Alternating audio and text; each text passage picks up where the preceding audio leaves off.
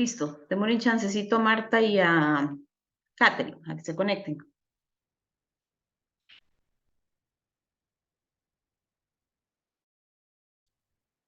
Profe, no le está pidiendo una actualización de Zoom. A mí me la pidió ahorita. Yo estoy con la compu del trabajo y me pidió actualización de Zoom. En serio, no sé qué será. Es que desde que terminamos a mediados de diciembre, bueno, la tercera semana de diciembre, no lo había utilizado y hasta ahorita es que lo estoy utilizando, entonces puede ser que sea por eso. Sí. Ujú. Bueno, ya llegó Marta, démosle un segundito a Catherine, a ver.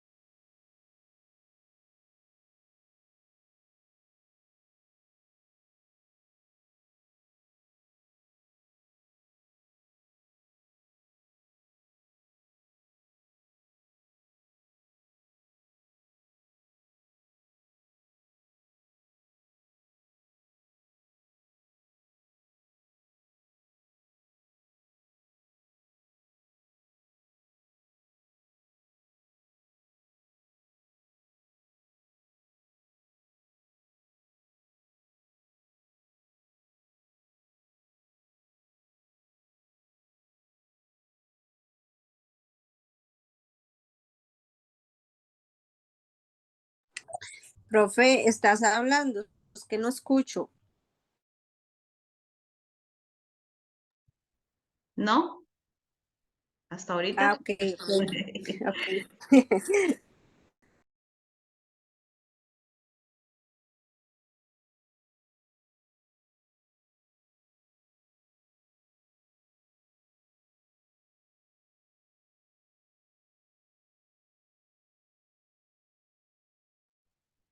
Listo, ahora sí.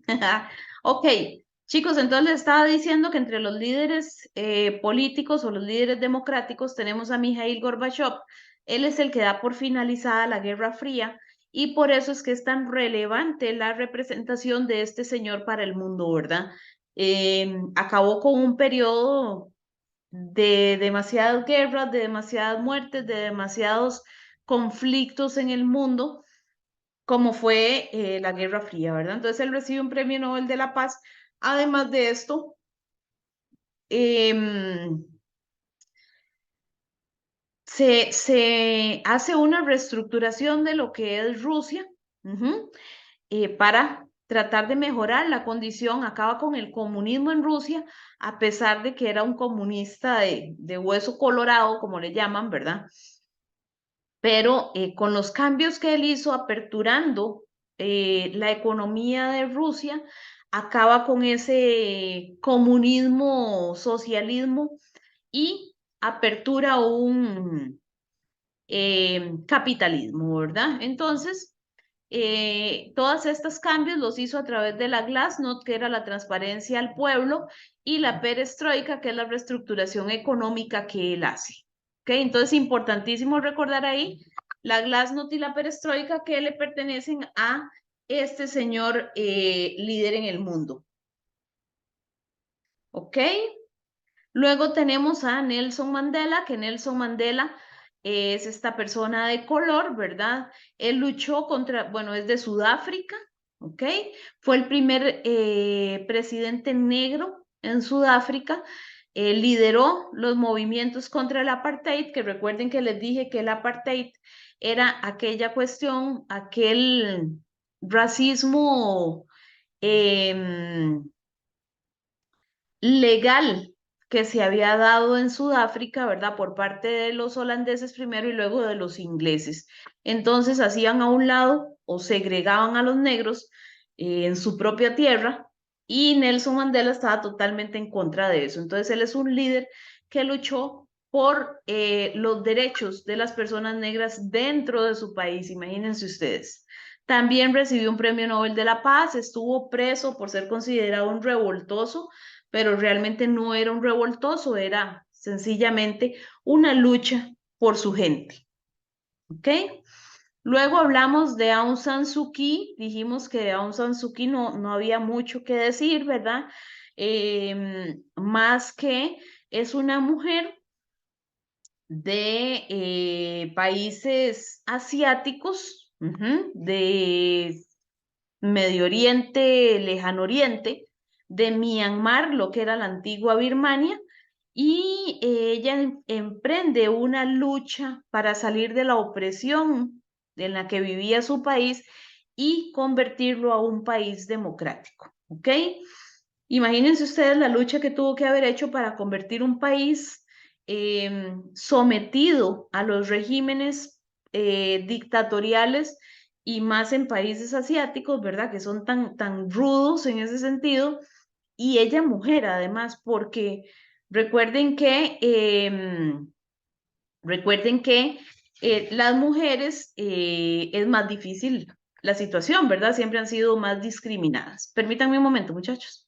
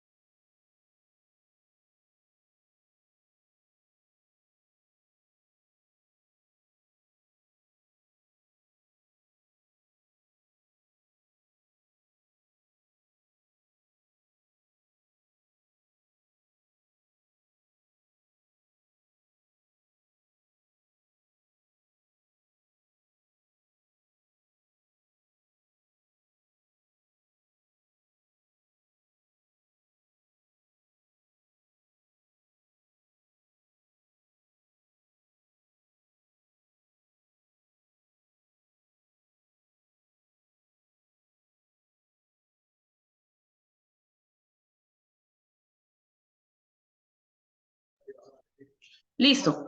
Entonces, ¿están ahí? ¿O se me fueron? No, aquí estamos. Estamos, Ah, bueno. Ok, ok. Entonces les decía que pensemos en eso, ¿verdad? ¿Cómo es la posición de la mujer en esos países en donde las leyes son tan radicales, tan machistas, con ese tipo de características, ¿verdad? Y ella es una mujer valiente que se enfrenta a todas estas condiciones y logra sacar de la opresión su país para convertirlo a una democracia. Por eso es que es tan importante. Muy bien, esos son los tres líderes democráticos que habíamos conversado. Luego tenemos en la dictadura, hablamos de la dictadura. Acá, chicos, un pequeño paréntesis que es importante recordar de aquí.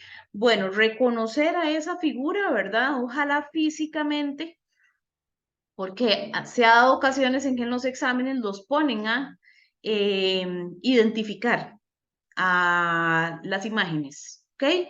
¿De dónde es esa persona? Y por qué es reconocido o de qué tipo de régimen político es.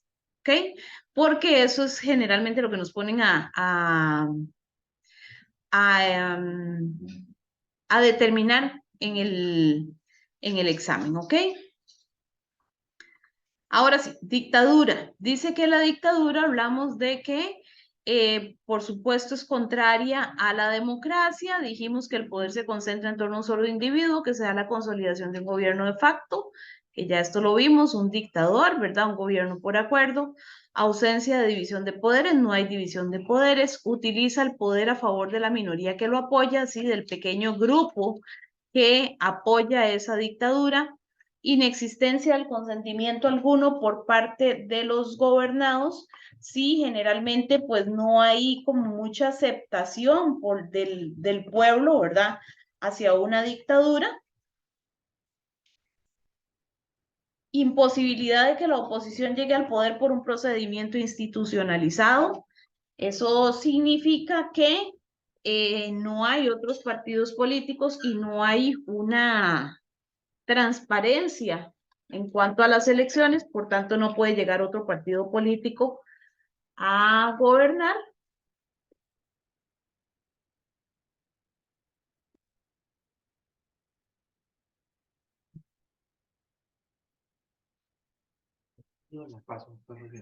Ni siquiera la baja de nuevo. Sí, y él está claro.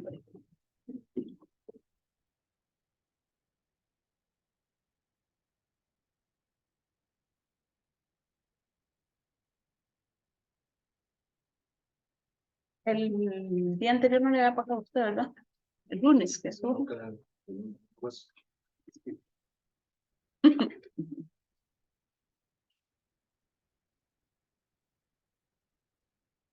17. Dele así, dígale que esto es de lunes y que esto es de hoy. Ok. El dictador puede llegar al poder por un golpe de Estado. Generalmente el dictador llega al poder de esa forma, por un golpe de Estado, ¿ok? No es como muy simpatizante que el pueblo elija un dictador, ¿verdad? No es como muy viable que el pueblo escoja a un dictador. Generalmente lo hacen por medio de un golpe de Estado con apoyo de la parte militar. Por lo general, la sucesión del dictador se da por elecciones de un partido único o por designación de otro sin derecho a elegir. Ok. Dice que las dictaduras son una forma indeseable del poder, donde la mayoría de las personas son víctimas de abuso de autoridad, especialmente los cuerpos policiales y el ejército. Muy bien. Esto dijimos que no les entraba en el examen, por lo tanto no lo trabajamos. Era la diferencia entre los dos tipos de dictadura, la dictadura totalitaria y la dictadura autoritaria. Sin embargo, dijimos que nosotros nos centramos nada más en conocer qué son las dictaduras. Cuando hablamos de los ejemplos de las dictaduras, hablamos de la Alemania nazi, que es un poco más común para todos reconocer este tipo de dictadura, ¿verdad?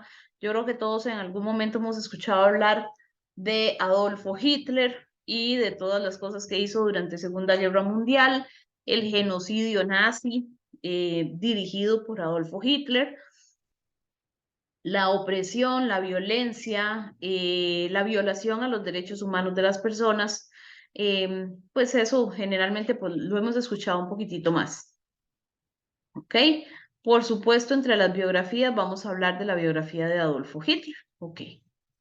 Ahora tenemos también la biografía de este señor Rafael Leónidas Trujillo, que dijimos que fue un dictador en República Dominicana acusado del genocidio o de la masacre del Perejil, entendido que República Dominicana comparte isla en las Antillas, en el Caribe, con Haití.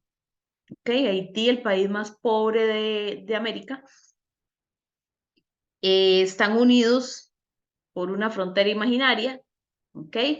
Y Rafael Leónidas Trujillo, con un sentimiento bastante nacionalista, hace sentir a los dominicanos como superiores a los haitianos, ¿ok? En base a ese sentimiento, utiliza su ejército para desaparecer a cualquier haitiano que se pusiera en el camino, ¿verdad?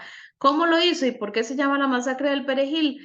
Porque los haitianos son de origen, bueno, fueron colonia más bien, no son de origen, fueron colonia francesa, ¿ok? Y República Dominicana Española. Entonces él les decía que los haitianos no hablaban español, que los dominicanos sí hablaban español, que los dominicanos eran más bonitos, que los haitianos eran más feos, negros y demás. Mandó al ejército que cualquier persona que se encontrara la pusieran a pronunciar la palabra perejil y los franceses no pueden pronunciar la R. ¿Ok? Entonces, el que no pudiera pronunciar la palabra de forma correcta, chao, hasta ahí llegaba. ¿De acuerdo? Esa es la dictadura de Rafael Leónidas Trujillo. Luego tenemos el unipartidismo, donde dijimos que en el unipartidismo existe un único partido político que es el que va a llevar toda la batuta, digamos, o la administración en un país. Existe división de poderes, existe elecciones populares. Sin embargo, al estar la persona que está en el poder, al tener todo el control, no permite que otros partidos políticos lleguen. Bueno, el típico caso de Nicaragua que ahora lo conversábamos, ¿ok? Características del unipartidismo. Existe un único partido legal que puede presentarse a los procesos electorales. No existe la elección del poder por medio del sufragio. Existen varios tipos: comunista, fascista, nacionalista.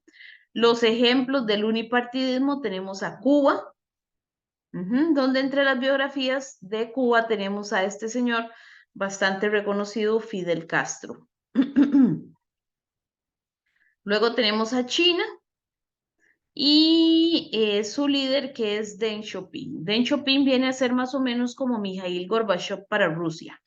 Deng Xiaoping fue la persona que aperturó las fronteras económicas en China, y gracias a ello China hoy está como está, ¿verdad? Porque China también era una China comunista, de fronteras cerradas con el mundo, totalmente cerrada al capitalismo. Y Deng Xiaoping dice: si seguimos así, se nos van a morir los 1.400 millones de chinitos que tenemos de hambre. Necesitamos abrir fronteras, necesitamos empezar a comerciar con el mundo, y vean el monstruo que se ha convertido China hoy día. Teníamos el populismo. Cuando hablamos del populismo, dice que el populismo deriva de pueblo y literalmente denomina la estrategia de las corrientes políticas que buscan apoyo de las clases populares. Recuerden que el populismo es un régimen político que busca, o que en buena teoría debe estar respaldado por todos los grupos o por todos los sectores del país.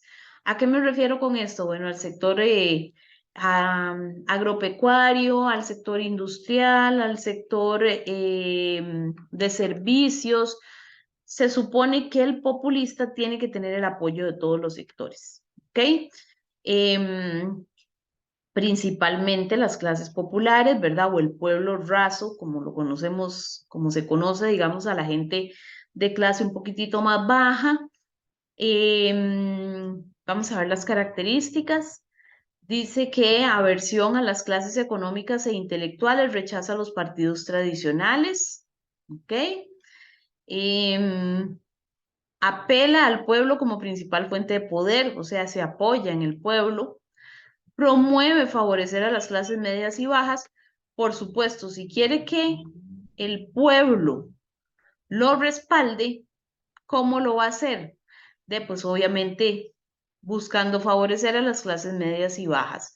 ¿Cómo lo hace? Se caracteriza por sus regalías al pueblo, ¿ok? O sea, le ofrece al pueblo beneficios, le dice al pueblo: bueno, si yo quedo de presidente, las familias pobres van a tener una casa; si yo quedo de presidente, vamos a dar bonos, ese tipo de cosas.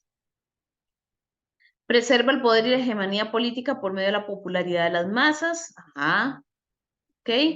¿Quiénes son las masas? Generalmente los grupos pobres, ¿verdad? Porque los ricos son menos que los pobres. No defiende ideas precisas del socialismo o el comunismo. Esto es importante comprender, que cuando hablamos de el populismo, no necesariamente tenemos que pensar que es un partido comunista, o que es un partido socialista, o que es un partido liberalista, ¿ok? Puede ser de cualquier régimen político, ¿de acuerdo? Un presidente populista puede ser de cualquier régimen político. No necesariamente tiene que ser un comunismo o un socialismo, ¿de acuerdo? Y un ejemplo es la Argentina de Juan Domingo Perón. ¿Cuál fue el líder que vimos del populismo? Juan Domingo Perón, conocido también como peronismo o justicialismo. ¿Ok? Es este señor que tenemos por acá. Y muy importante tener clarísimo que es de Argentina, ¿verdad? Este señor sí lo menciona muchas veces en los exámenes. Y luego teníamos el islamismo, que como les dije al inicio, el islamismo tanto es una religión como es un régimen político. Un régimen político que se basa en ¿qué? En su libro sagrado para administrar o para gobernar. Como les dije ahora hace un rato, tenemos dos grupos o dos tipos de islamismo, por lo menos los más conocidos, que es el grupo sunita, y el grupo chiita. Dijimos que los chiitas tienden a separar la política de la religión, lo que quiere decir que tienen una constitución política, que pueden ser países democráticos, que no se van a apegar a su libro sagrado. En el caso de los sunitas, sí se apegan 100% a su libro sagrado, por tanto no hay elecciones, va a haber un líder de carácter divino, ¿verdad? Designado por su líder religioso. Recuerden que el Islam nació en Arabia Saudita, es la cuna del Islam, que se basan en el Corán, que es su libro sagrado, digamos que esa sería su constitución política, que su Dios es Alá y que su profeta es Mahoma, ¿ok? Tienen su lugar sagrado, que es la Meca, que se encuentra en Medina, en Arabia Saudita. Y recuerden que la diferencia entre los sunitas y los chiitas va enfocada a países, ¿verdad? O sea, a un país que aplica un régimen político sunita o un régimen político chiita, siendo el mismo Islam, ¿ok? Es menor el grupo chiita que el grupo sunita. Y muchas veces se quejan, no es la palabra correcta, pero digamos que se quejan de acoso por parte de los sunitas, de discriminación por parte de los sunitas, porque los sunitas consideran traidores a los chiitas por no obedecer al libro sagrado en literal, ¿verdad? Ejemplos del islamismo, dijimos Palestina, ¿ok? Palestina es un país sunita. Palestina es un país que bueno, no es un país, perdón, ellos no están considerados países. Palestina e Israel no están considerados como países todavía. ¿Por qué? Porque Palestina era toda la región donde está Tierra Santa de los cristianos, donde nació y murió Jesús, donde se da toda la historia religiosa del cristianismo. Los judíos, ¿ok? Primero Palestina estuvo dominado por los ingleses, o sea, fue colonia inglesa. Cuando lograron liberarse de la colonia inglesa, perdón, de la monarquía inglesa y ser libres, vinieron después de la Segunda Guerra Mundial y mandaron a los judíos otra vez para su Tierra Santa, ¿verdad? Para su cuna. ¿Ok? Entonces hicieron a Palestina correrse hacia adentro y siempre pelean la Franja de Gaza y Cisjordania. Israel es apoyado por los Estados Unidos, entonces de ahí es de donde siempre se dan todos aquellos ataques de las Torres Gemelas, de los grupos terroristas. Israel siempre está bombardeando a Palestina. Israel, digamos que mandado por los Estados Unidos porque tienen el interés en esa región de la Franja de Gaza y de Cisjordania, que tiene muchísimas riquezas y le pertenece a Palestina. Entonces Estados Unidos siempre le está ordenando a Israel que ataque a Palestina. Entonces los ataques de Palestina, por ejemplo, de los grupos radicales, perdón, por ejemplo, ISIS y todo este tipo de grupos terroristas, lo que hacen es responder a los ataques de los Estados Unidos. ¿Ok? Pakistán, dijimos que Pakistán es un país chiita liderado por una mujer. En Pakistán tenemos territorios como Cachemira, que es también muy rico, un territorio muy rico de muchos minerales, de petróleo. Entonces, recuerden que los países árabes le ofrecen al mundo petróleo y este territorio siempre lo está disputando con la India, ¿ok? Y por último teníamos Arabia Saudita como tal, entendiendo que es la cuna del Islam, por lo tanto es de carácter sunita, ¿ok? O sea, totalmente radical. Vimos los líderes La biografía de los representantes del islamismo, hablamos de Benazir Bhutto, que viene a ser una figura similar a Aung San Suu Kyi, una mujer en este tipo de países que tienen estas ideologías, ¿verdad?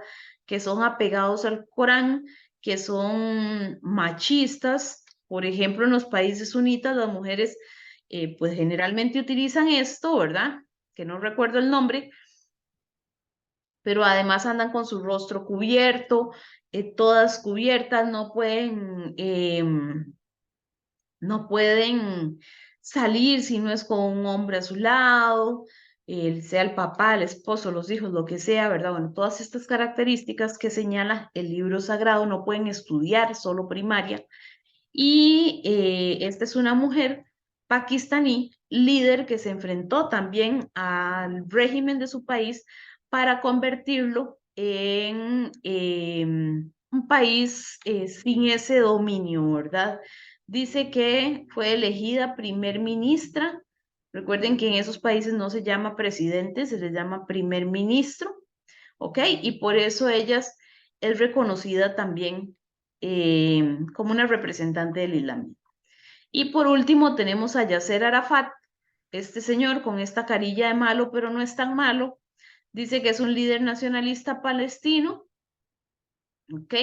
Que desde el final de la Segunda Guerra Mundial, Yasser Arafat participó en el incipiente movimiento palestino que aspiraba a construir un Estado árabe independiente sobre la entonces colonia británica de Palestina. ¿Por qué? Porque recuerden que, lo que les dije, Palestina era una colonia de Gran Bretaña y este señor ha luchado para que se libere, pase a ser independiente. Resulta ser, lo que les dije ahora, pasa a ser independiente, pero luego vienen los judíos. Entonces siguen todavía en esa lucha que se llama, por aquí lo teníamos, Organización para la Liberación de Palestina, OLP. Él es un líder, Yasser Arafat es un líder de esta organización, que lo que ha buscado es liberar a Palestina y convertirlo en un país. ¿De acuerdo? Eso fue lo que vimos en el primer folleto. ¿Estamos bien? Sí, profe. ¿Ok? Sí, profe. Muy bien. Ok. Luego de ahí, ya viendo los diferentes regímenes políticos que tenemos en el mundo, nos fuimos a ver los tipos de regímenes políticos democráticos, ya propiamente cómo es la democracia en diferentes países. Recuerden que no es una democracia, no son diferentes democracias, ¿verdad? Sino que es una sola democracia, pero que aplica diferente para los países en donde se dé o se utiliza este tipo de régimen político. Dice que aquí teníamos el régimen federalista, ¿ok? Que por aquí lo vimos. Federalista, parlamentario, presidencialista y monárquico. Dijimos que el federalista es un tipo de régimen político democrático que se aplica para países muy grandes, donde la organización territorial de un estado se forma en unidades políticas constituyentes. O sea, que tenemos un país muy grande que va a tener una única constitución política, por supuesto, que va a tener un único líder, un único presidente. Sin embargo, cada estado va a tener su propio autogobierno, va a tener su propia mini constitución política, ¿verdad? Va a tener sus propias leyes, sus propios códigos. Sin embargo, todos obedecen al poder central. Dijimos que es característico de países de grandes extensiones y mucha población, porque imagínense ustedes un presidente gobernando un país como Estados Unidos con tantísimos estados y tantísimas tradiciones y tantísima cultura y tantísimas cosas diferentes. Dice que el territorio de un estado federal está integrado por división de estados autónomos y cada país tiene, cada estado tiene su propia autoadministración, que elaboran sus propias leyes y tiene una autoridad propia, que va a ser ¿quién? El gobernador. ¿Ok? Dice que va a existir un poder central que gobierna toda la nación. Ajá, todos obedecen a un mismo gobierno, ¿verdad? Y su autoridad, esto no es importante. Que los estados federales logran un equilibrio democrático entre las tendencias centralizadas del poder central con las aspiraciones de los estados miembros. Ajá, que existe una constitución federal que regula los estados autónomos. Ok, recuerden que incluso muchas veces esto lo asociamos con las películas, ¿verdad? Donde vemos la policía federal y la policía estatal. ¿Cuál tiene más poder? La policía federal, ¿verdad? Porque es la policía central, la más grande. La estatal es la policía que está en cada estado. Tenemos un poder judicial federal. Ah, bueno, acá lo dice, la policía federal está por encima de la policía estatal. Dice que los estados autónomos tienen un mismo sistema, el ejecutivo, que es el que gobierna de elección popular, el legislativo con 2 cámaras y una Corte Suprema de Justicia. Hablamos de los países representantes del federalismo, donde hablamos de los Estados Unidos. Dijimos que tiene una división política de 50 estados y el Distrito de Columbia, que es una república federal presidencialista. Sin embargo, bueno, acá tenemos presidencialista porque tiene un presidente, ¿verdad? Más abajo vamos a ver el presidencialismo, que es el que aplica para nuestro país. En esta parte que estamos trabajando nos vamos a enfocar propiamente en la parte federal. Dijimos que el presidente se elige cada 4 años y que es reelegible una sola vez y no de forma consecutiva. Esto es igual que aplica para nuestro país. Recuerden que por aquí les dije que íbamos a sacar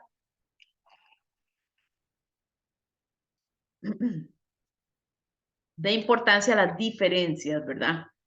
Porque no nos van a preguntar en el examen las cosas que son iguales en un país y en otro, nos van a preguntar o van a rescatar las cosas que son diferentes. Dice que esta es una característica o una diferencia que tiene Estados Unidos y que es un país que la elección presidencial se da de forma indirecta. ¿Ok? A diferencia de nosotros, por ejemplo, que sea de forma directa. Nosotros vamos y elegimos a nuestros representantes directamente. En Estados Unidos se vota por por colegios electorales.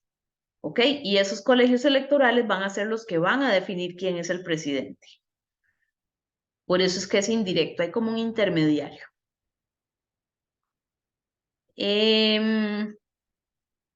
Dice que hay una división política de los estados, se dividen en condados, en distritos, municipios, no, esto no es importante. Que cada uno goza de todos los poderes de la ley constitucional, no otorga explícitamente, no, eso no es importante. Vamos a borrarlo. Ok. Que cada estado tiene un gobernador elegido por el pueblo para servir en un periodo de 2 a 4 años. Y que el actual jefe de estado y jefe de gobierno, dijimos que esto está incorrecto, ¿verdad? Todos sabemos, es Joe Biden actualmente. Por aquí habíamos visto las características del legislativo. Dijimos que de aquí íbamos a rescatar esto, que es el Congreso o el Poder Legislativo está formado, que está dividido en 2 cámaras, que es el Senado y la Cámara de Representantes. Esto es otra diferencia. ¿Por qué es diferente? Porque nosotros solo tenemos una Cámara de Diputados. Ellos tienen 2 cámaras o 2 grupos, ¿ok? Recuerden que Congreso, Asamblea, legisladores, congresistas, todo hace referencia a lo mismo, hace referencia al poder legislativo, ¿ok? Entonces, acá dice que está dividido el legislativo, está dividido en 2 cámaras, que va a ser el Senado y la Cámara de Representantes. Esto significa que es bicameral. Esto nos lo brincamos por aquí. El presidente de los Estados Unidos es a la vez jefe de Estado y jefe del gobierno, así como comandante en jefe de los militares y jefe de la diplomacia.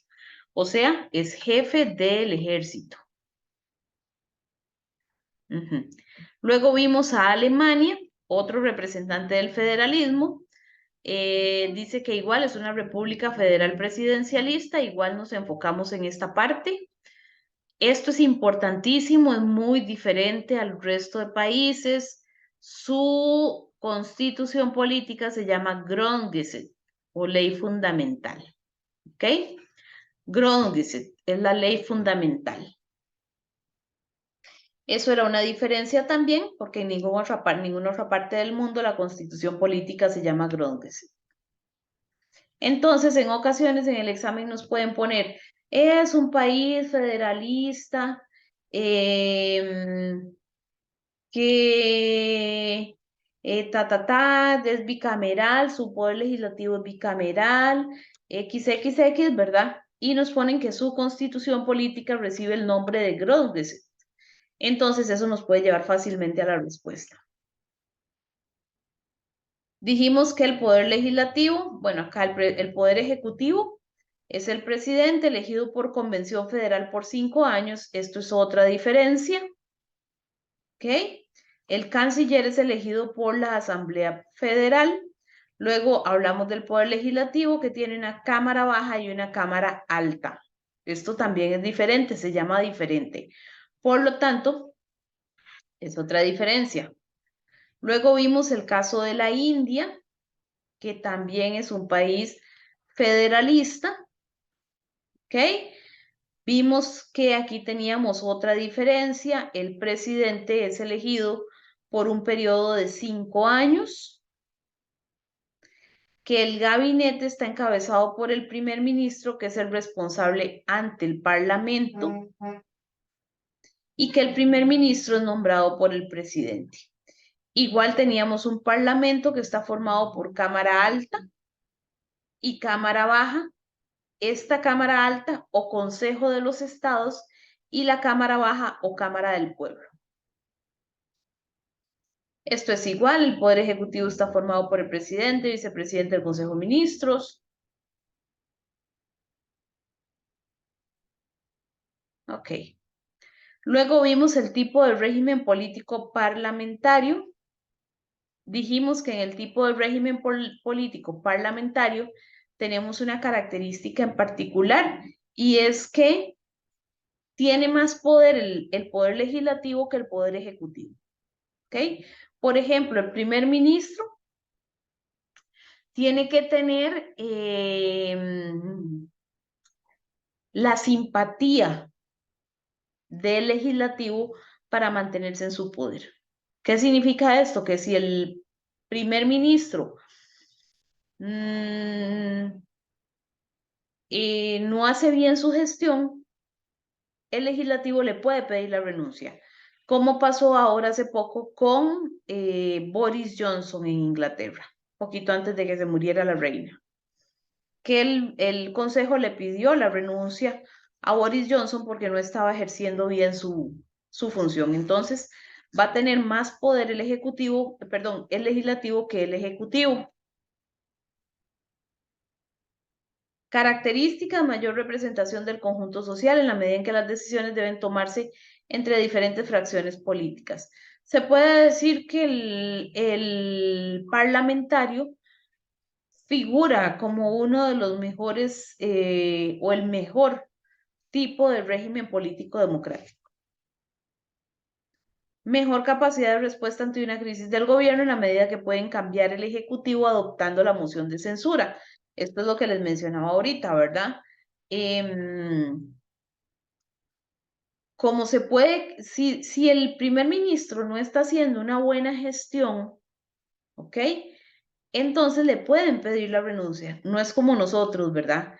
Que si el presidente no está haciendo una buena gestión, se aguantan, ¿ok? O nos aguantamos, porque nosotros lo elegimos en buena teoría.